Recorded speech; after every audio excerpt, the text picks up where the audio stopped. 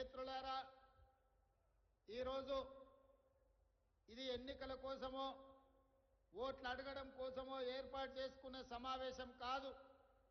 ఈరోజు ఇక్కడ ఈ సమావేశం ఒక గూడెంలో పేద ఆడబిడ్డలు గత 10 సంవత్సరాల నుంచి కండ్లు కాయలు కాసేగా ఎదురు చూసి డబుల్ బెడ్రూమ్ ఇల్లు వస్తుందేమో ఆత్మ గౌరవంతో తమ బంధువుల ముందు గ్రామంలో ఇతరుల ముందు బ్రతకొచ్చు అని ఆశించాను. కానీ 10 సంవత్సరాలు వాళ్ళ ఆశలు అడి ఆశలై ఇక రాదేమో, మా జీవితాలు ఇంతే, మా జీవితంలో వెలుగు లేదు, మా సొంత ఇంటి కల నెరవేరే అవకాశం లేదు అని గుడిసెలో జీవించే పరిస్థితి. అందుకే ఆలోచన చేసినాం. ఇవాళ మిమ్మల్ని అందరినీ ఆలోచన చేయమని నేను అడుగుతున్నా. ఆనాడు పేదవాళ్లను, పేదవాడి ఆత్మ గౌరవాన్ని నిలబెట్టాలని శ్రీమతి ఇందిరాగాంధీ గారు రోటీ కప్డా ఔర్ మఖాన్ అని ఒక స్లోగన్ తీసుకొని పేదలకు పట్టెడు అన్నం పెట్టాలి, వాళ్లకు సొంత ఇల్లు ఉండాలి అని చెప్పి ఆనాడు శ్రీమతి ఇందిరాగాంధీ గారు కార్యక్రమాన్ని తీసుకున్నారు. వాళ్లకు పేదలకు ఆనాడు కట్టుకోవడానికి బట్టలు లేకపోతే వాళ్లకు సొంతంగా రాష్ట్ర ప్రభుత్వం నుంచి బట్టలు అందించాలి అని ఆనాడు శ్రీమతి ఇందిరాగాంధీ గారు నిర్ణయం తీసుకున్నారు. కాలక్రమేణా ప్రజలలో చైతన్యం వచ్చింది. ఆర్థిక పరిస్థితులు మెరుగుపడ్డా పేదలకు మాత్రం సొంత ఇంటి కల నెరవేరలేదు. మరి ఆ సొంత ఇంటి కలను, పేదల యొక్క ఆత్మ గౌరవాన్ని నిలబెట్టడానికి 2004 సంవత్సరంలో సోనియా గాంధీ గారి నాయకత్వంలో మీ అందరి మనందరి అభిమాన నాయకుడు డాక్టర్ వైఎస్ రాజశేఖర రెడ్డి గారు సుదీర్ఘ పాదయాత్ర చేసి తండాలలో, గూడాలలో, మారుమూల పల్లెల్లో పేదలను కలిసి పేదల సమస్యలు తెలుసుకొని ఆ సమస్యల్లో భాగంగా సొంత ఇంటి కళ ఒక బలమైన ఆకాంక్ష అని వారు గుర్తించారు. అందుకే ఆనాడు డాక్టర్ వైఎస్ రాజశేఖర రెడ్డి గారు ఇందిరమ్మ ఇండ్ల పథకాన్ని ప్రారంభించడమే కాదు, సాచ్యురేషన్ మోడ్లో ఇస్తామని, ప్రతి పేదవాడికి ఇల్లు లేని వాడికి సొంత ఇల్లు ఇస్తామని 10 సంవత్సరాలలో 25 లక్షల ఇల్లు తెలంగాణ రాష్ట్రంలో పేదలకు అందించి కాంగ్రెస్ పార్టీ ప్రతి సంవత్సరం 2.5 లక్షల ఇందిరమ్మ ఇండ్లు ఆనాడు ఇవ్వడం జరిగింది. నేను ఇవాళ అడుగుతున్న మిత్రులారా, 2023లో జరిగిన ఎన్నికల సందర్భంగా ఆనాటి ముఖ్యమంత్రికి సవాలు విసిరిన, పదే విమర్శిస్తుంటే కాంగ్రెస్ పార్టీ ఏమీ చెయ్యదు అని మన మీద అబాండాలు వేస్తుంటే నేను ఒక సవాలు విసిరిన ఈ ఖమ్మం గడ్డ మీద నుంచి ఆనాడు, ఇందిరమ్మ ఇండ్లు ఉన్న గ్రామంలో మేము ఓట్లు అడుగుతాం, డబుల్ బెడ్రూమ్ ఇండ్లు ఉన్న గ్రామాలలో మీరు ఓట్లు అడగాలి. ఒకవేళ ఏ నియోజకవర్గంలో అయినా మీకు డిపాజిట్లు వస్తే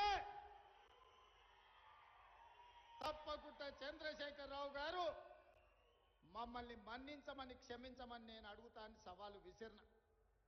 నేను ఇవాళ ఈ వేదిక మీద నుంచి ఒక మాట చెప్పదలుచుకున్నా. హనుమాన్ల గుడి లేని గ్రామం ఉండొచ్చు, హనుమాన్ల గుడి లేని గూడెం ఉండొచ్చు, కానీ ఇందిరమ్మ ఇండ్లు లేని గ్రామము, గూడెము, తండాలు లేవు అంటే ఇందిరమ్మ ఇండ్లు తండాలలో, గూడాలలో, మారుమూల పల్లెల్లో, రాజీవ్ స్వగృహ పేరు మీద పట్టణాల్లో పేదవాళ్లకు ఇండ్లు ఇచ్చే ఆత్మ గౌరవాన్ని నిలబెట్టింది కాంగ్రెస్ పార్టీ అని చెప్పి నేను ఈ సందర్భంగా చెప్పదలుచుకున్నా. అందుకే ఆనాడే నిర్ణయించుకున్నా, ఏది ఏమైనా అక్కడి సూర్యుడు ఇక్కడ మొలిసినా, ఎవరు అడ్డం పడ్డా, ఎవరు అడ్డుకున్నా ప్రతి పేదవాడికి ఇందిరమ్మ ఇల్లు ఇవ్వాలి, ఆ ఇల్లు కట్టుకోవడానికి 5 లక్షల రూపాయలు ఇవ్వాలని ఆయన నిర్ణయం తీసుకున్నా. మేము ఆశించినట్టుగానే, మీరు ఊహించినట్టుగానే ఇందిరమ్మ రాజ్యం ఏర్పడ్డది. మరి ఇందిరమ్మ రాజ్యం వచ్చిన తర్వాత ఈ పని చెయ్యాలి అంటే నాకు కూడా బలమైన పని చేయగలిగిన సమర్థుడైన మంత్రి ఉండాలి కదా అని నేను ఆలోచన చేసిన. అందుకే ఈ పేదల కళ నెరవేరాలి అంటే రోజుకు 18 గంటలు పనిచేసే మంత్రి ఉండాలి అని, అలా కష్టపడే తత్వం ఉన్న మీ పొంగులేటి సీనన్నను గృహ నిర్మాణ శాఖ మంత్రిగా ఈ శాఖ వారు అడగలే, రెవెన్యూ శాఖ వారు అడగలే. మీకు ధరని దయ్యంలాగా పట్టుకున్నది. ఈ దయ్యాన్ని పొలిమేరలు దాటించే వరకు తరమాలే, ఈ కొరివి దయ్యాన్ని పాతరెయ్యాలి అనంటే భూభారతి తేవాలి. భూభారతి తేవాలి అంటే ఒక రైతు బిడ్డ ఉండాలి అని పొంగులేటి సీనన్నను రెవెన్యూ మంత్రిగా పెట్టడమే కాదు, పేదవాడి కళ నెరవేరాలి అనంటే గృహ నిర్మాణ శాఖ కూడా వారే మంత్రి ఉండాలి అని ఢిల్లీలో సోనియా గాంధీని, రాహుల్ గాంధీని, ప్రియాంక గాంధీని, మల్లికార్జున్ ఖర్గే గారితో మాట్లాడి నేను ఈ 2 శాఖలు పొంగులేటి సీనన్నకు బాధ్యత ఇచ్చిన. నేనే తీసుకొని ఉండొచ్చు, ఈ శాఖలు నా దగ్గర పెట్టుకొని ఉండొచ్చు.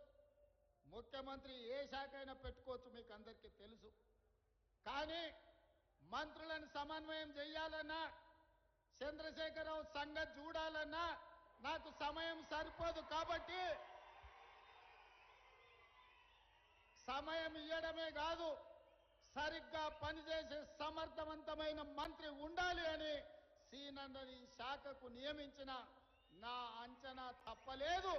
ఇవాళ భూభారతి ద్వారా లక్షలాది మంది రైతుల సమస్యలు పరిష్కరించడమే కాదు, ఇవాళ దాదాపుగా 4.5 లక్షల పేదవాళ్లకు ఇందిరమ్మ ఇండ్లు నిజమైన లబ్ధిదారులకు ఇవ్వడానికి ఒక్క తప్పు కూడా జరగకుండా 99.99% ఇవాళ పక్కడు బందీగా ఇందిరమ్మ ఇండ్ల కార్యక్రమాన్ని అమలు చేస్తున్నాడు అంటే నా అంచనా తప్పలేదు. ఢిల్లీ ముందల నేను తల వంచుకునే పరిస్థితి తీసుకురాలేదని చెప్పి నేను గర్వంగా చెప్పదలుచుకున్న మిత్రులారా.